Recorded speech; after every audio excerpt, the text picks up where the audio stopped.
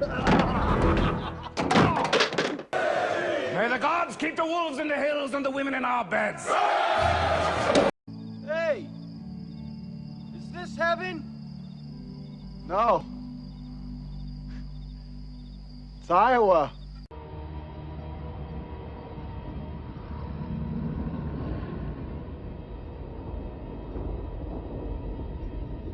Well, hello, sexy monkeys. Welcome back to Sky Genie Experience. I'm Ben. We're going to talk about why The Ghost in the Darkness is so fucking awesome, dude.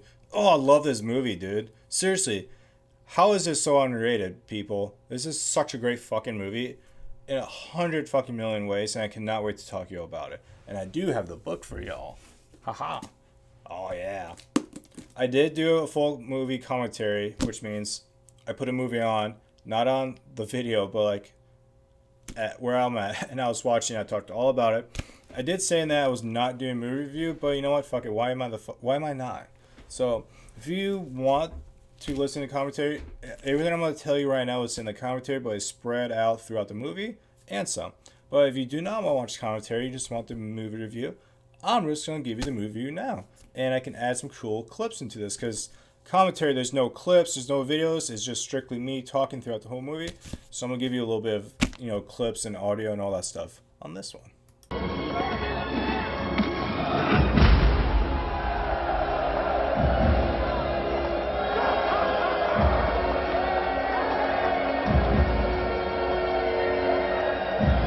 First thing that comes to mind for this is the music, the soundtrack. I think the soundtrack is like the top 10 of all fucking soundtracks in my house. It's unbelievable. I cannot get over how great this soundtrack is, and there's nothing else like it. It beats Black Panther's soundtrack easily. Seriously, there's like 10 plus songs on this soundtrack that are just home the fuck run, dude. Amazing. They hit home on being home in Africa. Speaking of Africa, they actually filmed in Kenya. I mean, not the actual legit location of where this happened, but they were within like 50 miles of the actual location. Like, that is unheard of that Hollywood would do that. And their production budget was like $55 million. But Michael Douglas, that played Remington, he was a producer on this, and last minute he became Remington. But with Michael Douglas and Val Kilmer on board early, gave him that production of 50 some million dollars. And Val Kilmer personally absolutely loves Africa. He's been there a handful of times.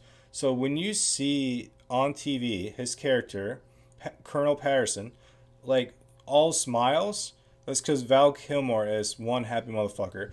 Even though he went through some shit just before this. Like, he went through an ugly divorce, and the movie before this just fucking sucked. So he wasn't, that he needed this to really help him.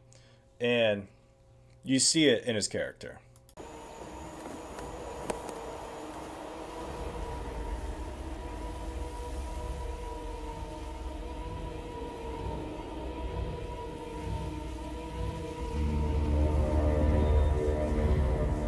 As you guys know, this was a true story. This is Colonel Patterson. This is his book about him talking about it. It's his actual autobiography. No, it'd be more of a journal. It's his journal of the events. So this really did happen, and the skulls and the skin of it is in Chicago at the Field Museum. So that you can check that out, which is actually dope. I cannot wait to do that. And when I go there, I will definitely show you guys. I'll make a nice little video of it. But it's amazing. This really did happen, and they really killed 135, if not more, workers. And a lot of people think, why was this so different? Because you gotta realize at the time though, there's this huge disease that happened where it wiped out a bunch of their prey. For example, like the gazelle, pretty much got wiped out in that area because of a bunch of disease. And they also had canine issues, which gave them a bunch of pain, which means they couldn't hunt the way they wanted to hunt. And you gotta realize this area, Savo, means to slaughter, the region of slaughter, the area of slaughter, because that was a huge slave trade route for hundreds of years. And there'd be a bunch of dead bodies, shallow graves, just easy to get to. So the lions in that area developed the taste of humans which did not work so well for these guys. Because you gotta realize there's the bridge at the river, and it's like 8 miles each direction that they have all these little camps. And you gotta remember back then, this is 1896. There's no electricity, so at nighttime, the only in between these camps, there's pitch fucking black. Besides whatever lantern you have, so it's so easy to just get taken and you're fucked. A lot of times, what happens to be sleeping, they would grab, pull you away into the darkness, and just all you can do is hear your friend get eaten alive, dude. It's just disgusting. I can't imagine. But these things, what makes these lions different was they were hunting in ways they'd never hunted before, which is daylight, broad daylight, just straight up, no fear at all. And they were doing it by almost every day. They were killing every fucking day. It was crazy how many they killed. Still, we don't know how much. They say at least 135. It could be 200. It could be 300. But for sure, over 100. 100% over 100. You see a problem with that? Actually, no. Let us prepare for battle. It did win an Academy Award for sound editing. And you really see it in this because the soundtrack and the sound editing just mix so beautiful together. And then the cinematography, it's one of the best cinematographies out there. I can't even get over how beautiful the landscape looks. Even at one point in real life, they said if it was really clear skies, you can see Mount Kilimanjaro, the white caps of it. But throughout the whole movie, you just see you're not in Hollywood. You're actually in Kenya, and it shows. It's speaking of real Kenyans, the warriors, they're all dressed in red when they try to go kill the lion, and Patterson, misfires. Those were real warriors from Kenya. I think they were called, Maasai warriors.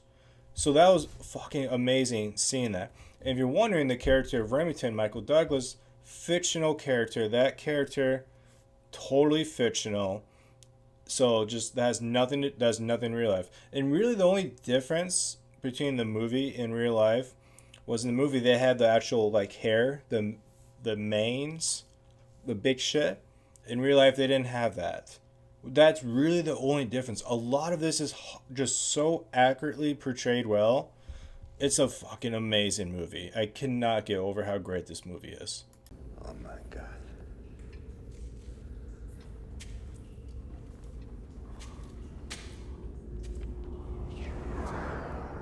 In my opinion, this is Val Kilmer's best performance of all time. Better than Tombstone, better than Heat, even better than Batman. It's really close with him being Iceman and Top Gun, but if he had more screen time in Top Gun, maybe. But this, he was front and center. He had like I said, personal divorce and a shitty movie just before this, but he stuck it out, and I fucking love Val Kilmer in this movie. Best performance of Val Kilmer, hands down.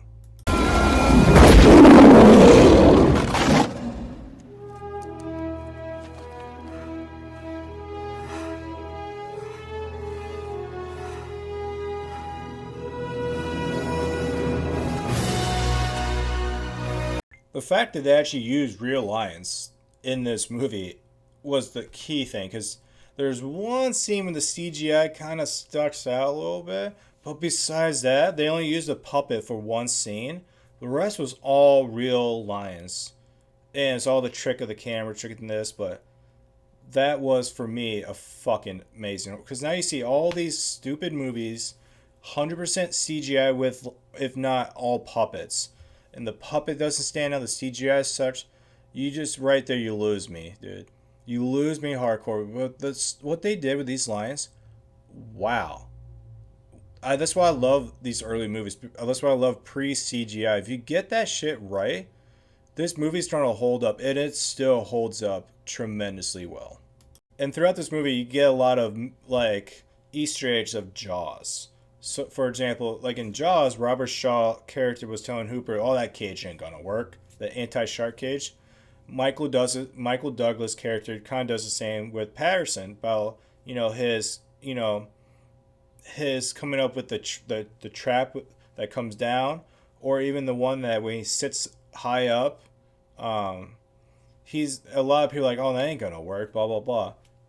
And also in Jaws, you have three grown men taking out a creature. In Ghost in Darkness, you have three grown men trying to take out the creatures. So and then throughout the movie, you also have several other little Easter eggs of Jaws, and I hope you can catch that because it's cool when you do see it. For example, when you watch Jaws 2, when Shaw like looks to the sea, in this movie you have one of these local. He looks to like the grass and he sees the lions. And then in Jaws, when Hooper is like in the cage and he thinks the shark's in front of him, but it appears behind him, they do that with the lion. They think the lion's in front of them, the lion comes out from another angle. So you see, it's like that stuff when you notice Jaws. Overall, for a Sky Gene score, I'm giving this an 8.5 out of 10. Absolutely fucking love this movie. It holds up fantastically, and I'm going to watch it to the day I die. I remember when I was a little kid, I had it on VHS tape. It was recorded. It had a masking tape, The Ghost in the Darkness. And the left corner tape was always sticking out. I always wanted to peel that shit off. But absolutely love this movie. It's high up in my house. And it's high up in my Val Kilmer list. But yes, 8.5 for a Sky Gene score. Alright, Section Monkeys, I'm curious what you all have to think about this movie. I'll love to hear about it, because this movie is fucking million reasons why I love this movie. When I get done reading this book, I am going to do an episode about the difference between the movie and what really happened in real life. Because I'll get down into the real details of what really did happen. And then I'll add some that wasn't in the movie also. And I'm actually excited. I've started reading this, and it's hard to put down. So, alright, Sexy Monkeys. I'll see you all later.